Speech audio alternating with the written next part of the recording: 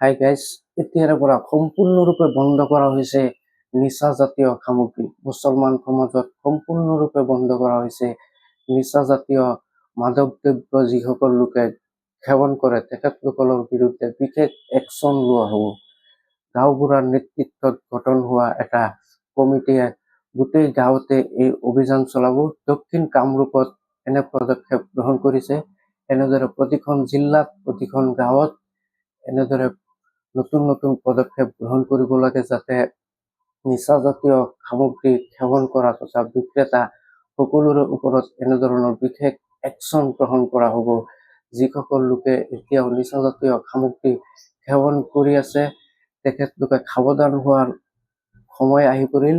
এতিয়াৰে পৰা সম্পূৰ্ণৰূপে নিষেধাজ্ঞা জাৰি কৰিছে। মুছলমান সমাজত যিসকল লোকে নিচাজাতীয় সামগ্ৰী বিক্ৰী কৰে তথা সেৱন কৰে তেখেতসকলৰ বিৰুদ্ধে বিশেষ একশ্যন গ্ৰহণ কৰা হ'ব।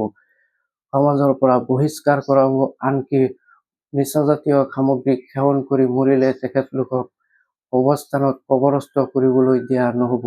দক্ষিণ কামৰূপত এনে পদক্ষেপ গ্ৰহণ কৰিছে।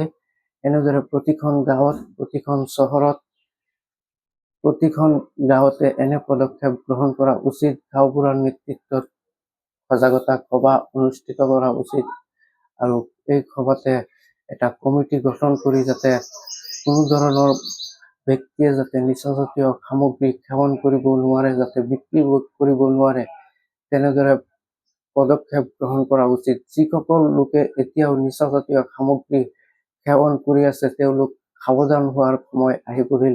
এতিয়াৰ পৰা যিসকল লোকে নিচাজাতীয় সামগ্ৰী বিক্ৰী কৰি আছে তথা সেৱন কৰি আছে তেখেতলোক যদি মৰে তেতিয়াহ'লে তেখেতলোকক কবৰস্থানত কবৰস্থ পৰ্যন্ত কৰিবলৈ দিয়া নহ'ব। সমাজৰ প্ৰতিটো কামৰ পৰা তেখেতক বিৰত ৰখা হ'ব। তেনে পদক্ষেপ গ্ৰহণ কৰিছে দক্ষিণ কামৰূপত। এনেদৰে প্ৰতিখন চহৰত প্ৰতিখন গাঁৱতে এনে পদক্ষেপ গ্ৰহণ কৰা পৰিলক্ষিত হৈছে।